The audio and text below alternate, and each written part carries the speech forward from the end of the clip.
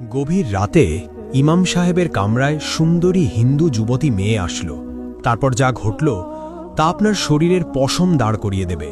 প্রাচীন শহরের এক প্রান্তে বিশাল মসজিদ, আর তার সাথেই লাগোয়া ইমাম সাহেবের হুজরাখানা।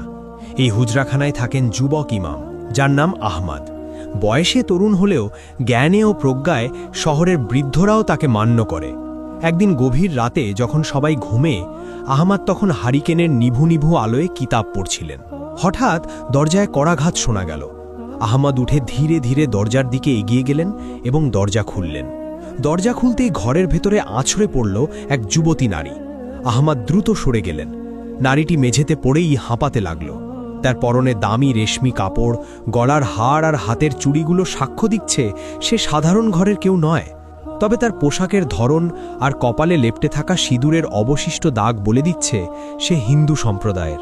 আহমদ দ্রুত দৃষ্টি নামিয়ে নিলেন, কিন্তু নারীটি ঝট করে উঠে আহমদের পা জড়িয়ে ধরল এবং বলল, দয়া করুন, আমাকে বের করে দেবেন না, ওরা আমাকে মেরে ফেলবে। এটা শুনে আহমদ বললেন, আপনি কে? এই গভীর রাতে একজন গায়রে মাহারাম নারী আমার হুজরাখানায়? এটা অসম্ভব, আপনি এখনই এখান থেকে যান। নারীটি তখন কান্না জড়িত কণ্ঠে বলল, হুজুর, আমি জানি এটা পাপ, আমি জানি এটা আপনার ধর্মের নিয়ম নয়, কিন্তু আমি নিরুপায়। আমি শহরের প্রধান বণিকের মেয়ে, আমার নাম নীলা। আজ রাতে শহরের শাসনকর্তা আমার বাবাকে হত্যা করেছে। সে এখন আমাকে খুঁজছে। আমি যদি এখন বাইরে যাই, ওরা আমাকে ছিঁড়ে খাবে। দয়া করুন, শুধু আজকের রাতটুকু। মেয়েটির কথা শুনে আহমদ থমকে গেলেন। শহরের শাসনকর্তা জালেম খান এক অত্যাচারী শাসক। তার লোলুপ দৃষ্টি থেকে এই শহরের কেউ নিরাপদ নয়। কিছুক্ষণ পর আহমদ বললেন, কিন্তু এখানে আপনার থাকা নিরাপদ নয়। কেউ যদি দেখে ফেলে তবে আমার এবং আপনার উভয়েরই মৃত্যুদণ্ড হবে। সমাজ এটা মেনে নেবে না। তখন নীলা কাঁপতে কাঁপতে বলল, মৃত্যু তো বাইরেও অপেক্ষা করছে। আপনার এখানে থাকলে অপবাদ জুটবে, কিন্তু বাইরে গেলে আবার ইজ্জত আর প্রাণ দুটোই যাবে। আমি শুনেছি মুসলমানরা আমানত রক্ষা করে। আমি আজ আপনার কাছে আমানত। আপনি কি আমাকে হায়েনাদের হাতে তুলে দেবেন? এটা শুনে যুবক আহমদের কপালে চিন্তার ভাঁজ পড়ল। একদিকে কঠোর ধর্মীয় অনুশাসন ও সামাজিক নিয়ম, অন্যদিকে একজন বিপদগ্রস্ত নারীর সম্ভ্রম ও জীবন রক্ষা। ইসলাম অসহায়ের সেবাকে সর্বোচ্চ গুরুত্ব দেয়, কিন্তু প্রেক্ষাপটটি অত্যন্ত জটিল। তাই আহমদ দ্রুত সিদ্ধান্ত নিলেন, যা হবার হবে, কিন্তু তিনি সহযোগিতা করবেন।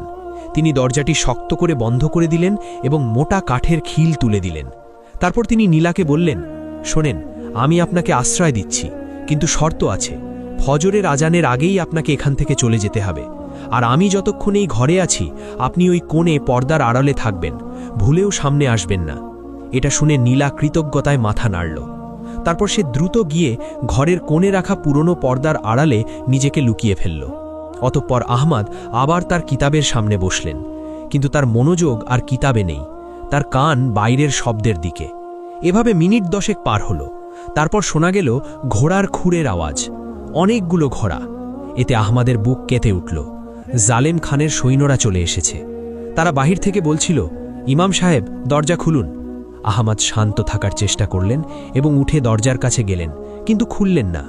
ভিতর থেকে বললেন, কে? এত রাতে আল্লাহর ঘরে কি চাই? তখন বাইরে থেকে এক সেনাপতি হেঁকিয়ে বলল, আমরা শাসনকর্তার লোক। খবর পেয়েছি এক বিধর্মী মেয়ে পালিয়ে এই দিকে এসেছে। কেউ একজন দেখেছে সে মসজিদের সীমানায় ঢুকেছে। দরজা খুলুন, আমরা তল্লাশি করব। এটা শুনে আহমদ শক্ত গলায় বললেন, এটি মসজিদ, আল্লাহর ঘর। এখানে কোনো অপরাধী বা পলাতক নেই। আমি ইবাদত করছি, ব্যাঘাত ঘটাবেন না। এটা শুনে সেনাপতি অট্টহাসি দিয়ে বলল, ইবাদত পরে হবে, আমাদের কাছে খবর পাকা। আপনি যদি দরজা না খোলেন, আমরা ভেঙে ভেতরে ঢুকব। আর যদি মেয়েটাকে আপনার ঘরে পাওয়া যায়, তাহলে ইমামতির স্বাদ আমরা মিটিয়ে দেব। আহমদ তখন তাকালেন সেই কোণের দিকে, যেখানে নীলা লুকিয়ে আছে। মেয়েটি ভয়ে কুঁকড়ে আছে নিশ্চয়ই। অতঃপর আহমদ ভাবলেন, যদি ওরা ভেতরে ঢোকে, তবে কেবল মেয়েটিই ধরা পড়বে না, বরং একজন ইমামের ঘরে বিধর্মী মেয়েকে পাওয়ার অপরাধে পুরো শহরে দাঙ্গা বেঁধে যাবে। মুসলমানদের সম্মান ধুলোয় মিশে যাবে। আবার মেয়েটিকে তাদের হাতে তুলে দেওয়া মানে তাকে ধর্ষণের মুখে ঠেলে দেওয়া। তাই আহমদ সিন্দুকটার দিকে তাকালেন। ওটা বেশ বড়, ভেতরে কিতাব রাখা হয়। আহমদ ফিসফিস করে বললেন, ওরা দরজা ভেঙে ফেলবে, আপনাকে এই সিন্দুকের ভেতরে ঢুকতে হবে। শ্বাস নিতে কষ্ট হবে, কিন্তু এছাড়া উপায় নেই। আমি ওদের বিদায় করার চেষ্টা করছি। এটা শুনে নীলা কোনো প্রশ্ন না করে দ্রুত সিন্দুকের ভেতর ঢুকে কুঁকড়ে বসল। তখন আহমাদ সিন্দুকের ডালা বন্ধ করে দিলেন, কিন্তু পুরোপুরি তালা দিলেন না, যাতে সামান্য বাতাস ঢুকতে পারে। তারপর তিনি তার গায়ের জুব্বাটি খুলে সিন্দুকের উপর ছড়িয়ে দিলেন এবং জায়নামাজ বিছিয়ে ঠিক সিন্দুকের সামনেই নামাজে দাঁড়িয়ে গেলেন। ঠিক তখনই মর্মর শব্দে দরজার খিল ভেঙে ৩ জন সশস্ত্র সৈন্য হুজরাখানায় প্রবেশ করল। তাদের হাতে খোলা তলোয়ার। সেনাপতি সামনে এগিয়ে এলো। আহমাদ তখন নামাজে, তিনি নড়লেন না, সেজদায় পড়ে রইলেন। সেনাপতি পুরো ঘরটা তল্লাশি করল, কিন্তু কেউ নেই। তারপর সেনাপতির দৃষ্টি পড়ল সেজদারত আহমাদের সামনে থাকা বড় সিন্দুকটার দিকে, যার ওপর আহমাদের জুব্বা রাখা। সেনাপতি সেখানে এগিয়ে গেল। সে তলোয়ারের আগা দিয়ে সিন্দুকের ওপর রাখা জুব্বাটা সরালেও আহমাদের সেজদা শেষ হল না। ঠিক সেই মুহূর্তে বাইরে থেকে আরেকজন সৈন্য দৌড়ে এলো এবং বলল, সেনাপতি সাহেব, খবর পাওয়া গেছে মেয়েটিকে নদীর ঘাটের দিকে দৌড়াতে দেখা গেছে। আমরা এখানে সময় নষ্ট করছি। তখন সেনাপতি একবার আহমাদের দিকে তাকালো, তারপর সিন্দুকের দিকে। তার মনে সন্দেহ তখনও যায়নি।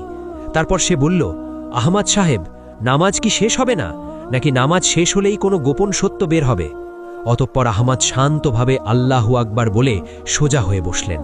তিনি সেনাপতির চোখের দিকে তাকিয়ে শান্ত স্বরে বললেন, আল্লাহর ঘরে আপনারা অস্ত্র নিয়ে প্রবেশ করেছেন। এটা কি শাসকের হুকুম, নাকি আপনারা আল্লাহর চেয়েও বড় কোনো ক্ষমতার অধিকারী হয়ে গেছেন? সেনাপতি তখন ধমক দিয়ে বলল, তর্ক করবেন না, সিন্দুকে কি আছে? তখন আহমাদ বিন্দুমাত্র বিচলিত না হয়ে বললেন, কিতাব, আল্লাহর কালাম। আপনারা চাইলে খুলে দেখতে পারেন, তবে মনে রাখবেন, যদি সেখানে আপনারা যা খুঁজছেন তা না পান, তাহলে আল্লাহর ঘরের অবমাননার জন্য কিয়ামতের দিন জবাব দিতে হবে। আহমাদের কণ্ঠে এমন এক গাম্ভীর্য ছিল যে সেনাপতি মুহূর্তের জন্য থমকে গেল। সে ভাবল, একজন ইমাম মিথ্যা বলবে না। অতঃপর সেনাপতি সঙ্গীদের বলল, চল আমরা ঘাটে যাই, এখানে সময় নষ্ট করে লাভ নেই। অতঃপর সৈন্যরা বেরিয়ে গেল। যাওয়ার সময় ভাঙা দরজাটা দড়াম করে লাগিয়ে দিয়ে গেল। তারপর দ্রুত উঠে দরজাটা কোনোমতে আটকে দিলেন। এরপর দৌড়ে গিয়ে সিন্দুকের ডালা খুললেন। কিন্তু নীলা এতক্ষণে জ্ঞান হারিয়ে ফেলেছে। অক্সিজেনের অভাবে তার মুখ নীল হয়ে গেছে। তখন আহমাদ দ্রুত তাকে সিন্দুক থেকে বের করে মেঝের ওপর শোয়ালেন। হাতে পানি নিয়ে তার মুখে ছিটিয়ে দিলেন। ফলে কিছুক্ষণ পর নীলা চোখ মেলল। সে দীর্ঘ শ্বাস নিল। তখন আহমাদ স্বস্তির নিঃশ্বাস ফেলে বললেন, ওরা চলে গেছে, কিন্তু ওরা বেশিক্ষণ দূরে থাকবে না। ঘাটে গিয়ে যখন দেখবে আপনি নেই, তখন ওরা আবার এদিকেই আসবে, কিংবা শহরে চিরুনি অভিযান চালাবে। এটা শুনে নীলা উঠে বসল এবং কৃতজ্ঞতার সুরে বলল, আপনি আমার প্রাণ বাঁচিয়েছেন, কিন্তু এখন আমি কোথায় যাব? আমার বাড়ি ওরা পুড়িয়ে দিয়েছে। আমার আত্মীয়রা ভয়ে কেউ দরজা খুলবে না। এটা শুনে আহমাদ কিছুক্ষণ চিন্তা করলেন। তারপর বললেন, শহরের পশ্চিম গেটের কাছে পুরনো গোরস্থান আছে। সেখানে একজন বৃদ্ধ খাদেম থাকেন। তিনি আমার পরিচিত এবং অত্যন্ত বিশ্বস্ত। আপাতত আপনাকে সেখানে রেখে আসা ছাড়া আর কোনো পথ নেই। কিন্তু সমস্যা হলো, পশ্চিম গেটে পৌঁছাতে হলে শহরের প্রধান বাজার পার হতে হবে, আর এখন সেখানে প্রহরীদের কড়া নজরদারি। এটা শুনে নীলা বলল, আমি তৈরি, আপনি যা বলবেন আমি তাই করব। তখন আহমাদ বললেন, আপনার এই পোশাকে যাওয়া যাবে না, এটা দেখলেই ওরা চিনতে পারবে। অতঃপর আহমাদ তার আলমারি থেকে একটি কালো বোরখা বের করলেন। এটি তার মায়ের স্মৃতিচিহ্ন, তিনি যত্ন করে রেখে দিয়েছিলেন, এবং বললেন, এটি পরুন, আপাদমস্তক ঢেকে নিন, আর একটি কথাও বলবেন না। যদি কেউ প্রশ্ন করে আমি উত্তর দেব। আপনি আমার স্ত্রী সেজে আমার সাথে যাবেন। এই কথা শুনে নীলা চমকে বলল, তাই বলে স্ত্রীর পরিচয় দিব? তখন আহমাদ বললেন, হ্যাঁ, এছাড়া কোনো উপায় নেই। যদি প্রহরীরা আটকায়, তবে আমি বলবো আমার স্ত্রী অসুস্থ, তাকে হাকিমের কাছে নিয়ে যাচ্ছি। একজন ইমাম তার অসুস্থ স্ত্রীকে নিয়ে রাতে বের হলে কেউ সাধারণত সন্দেহ করবে না। অতঃপর নীলা বোরখাটি হাতে নিল। সে ভিন্ন ধর্মের, ভিন্ন সংস্কৃতির, কিন্তু আজ জীবন বাঁচাতে তাকে এই বেশ ধারণ করতে হচ্ছে।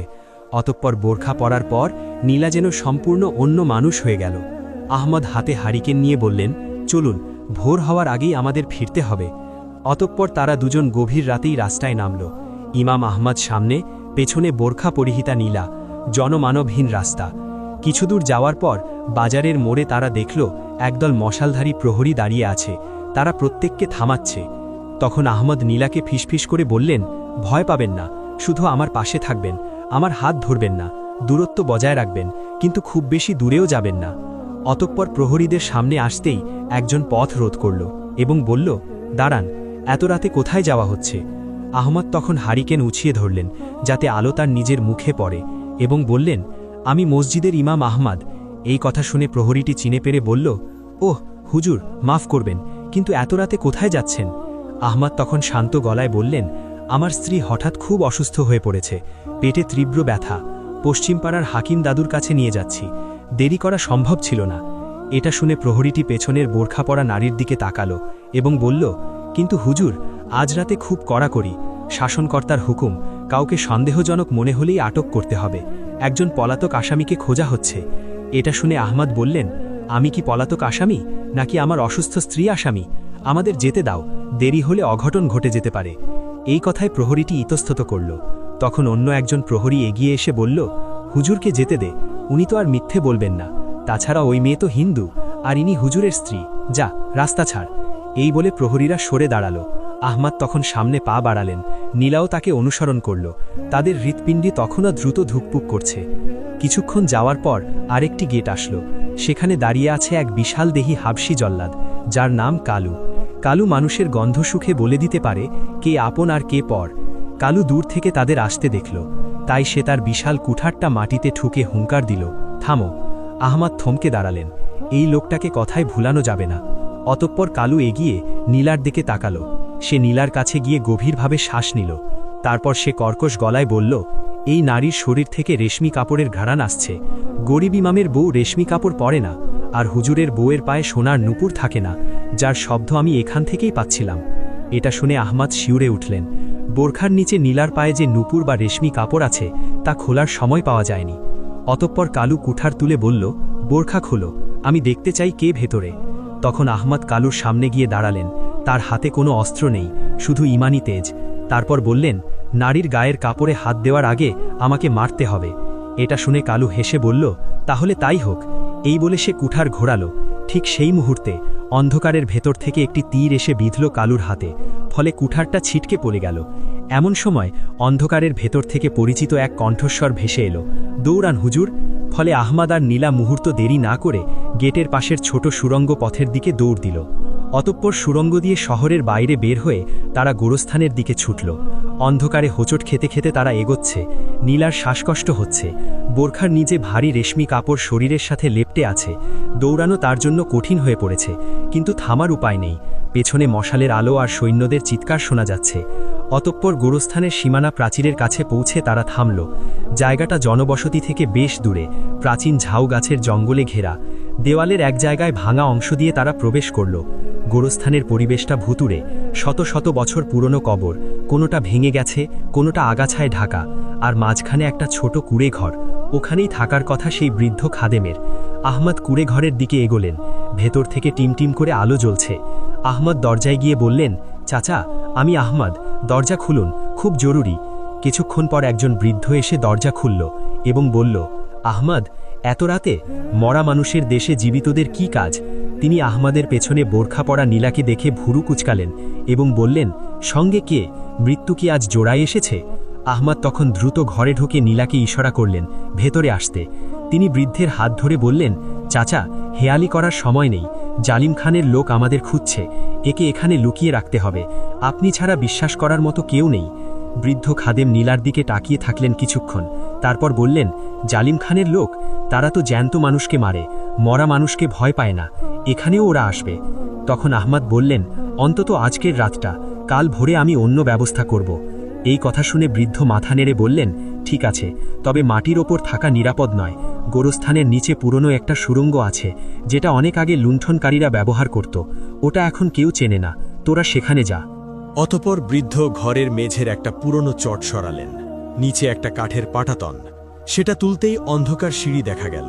ভ্যাপসা গন্ধ উঠে এলো নিচ থেকে। বৃদ্ধ বললেন, দ্রুত নাম, আমি ওপর থেকে বন্ধ করে দেব। আহমাদ তখন হারিকেন হাতে নিলেন। নীলা ভয়ে ভয়ে আহমাদের হাত খামচে ধরল। আহমাদ কিছু বললেন না, সাবধানে সিঁড়ি দিয়ে নিচে নামতে শুরু করল। সুড়ঙ্গটা মাটির অনেক নিচে। হারিকেনের আলোয় দেখা গেল দুপাশে সারি সারি কঙ্কাল পড়ে আছে। সম্ভবত এরা সেই লুণ্ঠনকারী যারা পথ হারিয়ে এখানেই মারা গিয়েছিল। নীলা ভয়ে চিৎকার দিতে গিয়েও নিজেকে সামলালো। তখন আহমাদ বললেন, ভয় পাবেন না, মৃতরা ক্ষতি করে না, জীবিতরাই ভয়ের কারণ। অতপর তারা সুড়ঙ্গের শেষ মাথায় গিয়ে পৌঁছালো। জায়গাটা একটু প্রশস্ত, সেখানে একটা পাথরের বেদির মতো জায়গা। আহমাদ সেখানে হারিকেনটা রাখলেন। নীলা বোরখার মুখাবরণ সরালো, তার ফর্সা মুখটা ফ্যাকাশে হয়ে গেছে। সে বলল, আমার বাবার কি হবে? আমি পালিয়ে এলাম, কিন্তু বাবার লাশটা তো ওরা। তখন আহমাদ বললেন, এখন এসব ভেবে লাভ নেই, আগে আপনাকে বাঁচতে হবে। আপনার কাছে কি কোনো মোহর বা মূল্যবান কিছু আছে? কারণ পালানোর জন্য অর্থের প্রয়োজন হবে। তখন নীলা তার গলার হার আর হাতের দামি চুড়িগুলো দেখিয়ে বলল, এগুলো অনেক দামি, কিন্তু এগুলো বিক্রি করতে গেলেই তো ধরা পড়ব। এটা শুনে আহমাদ চিন্তিত মুখে বললেন, ঠিক বলেছেন, এগুলো এখন সম্পদের চেয়ে বিপদ বেশি, এগুলো লুকিয়ে রাখতে হবে। হঠাৎ ওপর থেকে ধূপধাপ শব্দ শোনা গেল, মনে হচ্ছিল কেউ কুড়ে ঘরের মেঝেতে জোরে জোরে পা ফেলছে। তারপর বৃদ্ধ খাদেমের আর্তনাদ শোনা গেল, বল বুড়ো, ওরা কোথায় গেল? আমরা দেখেছি ওরা এদিকেই এসেছে। এসব শুনে নীলা ভয়ে আহমাদের দিকে তাকালো। আহমাদ ঠোঁটে আঙুল দিয়ে চুপ করতে বললেন। তারা নিঃশ্বাস বন্ধ করে অপেক্ষা করতে লাগল। হঠাৎ ওপর থেকে এক ভারী গলার আওয়াজ এলো। সারা ঘর খুঁজলাম, কোথাও নেই, মনে হয় জঙ্গলে পালিয়েছে। বুড়োটাকে বেঁধে রাখ, ফেরার পথে জেরা করা যাবে। সৈন্যরা বেরিয়ে গেলেও আহমাদ নিশ্চিন্ত হতে পারলেন না। তিনি জানেন, জালেম খানের বিশেষ বাহিনী নেকড়ে দল এত সহজে হাল ছাড়ে না, তারা গন্ধ সুখে শিকার ধরে।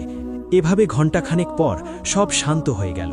আহমাদ বললেন, আমাদের এখান থেকে বের হতে হবে, কিন্তু সেই পথ দিয়ে নয় যেখান দিয়ে এসেছি। এই সুড়ঙ্গের অন্য কোনো মুখ থাকার কথা। তিনি হারিকেনটা নিয়ে দেওয়ালগুলো পরীক্ষা করতে লাগলেন।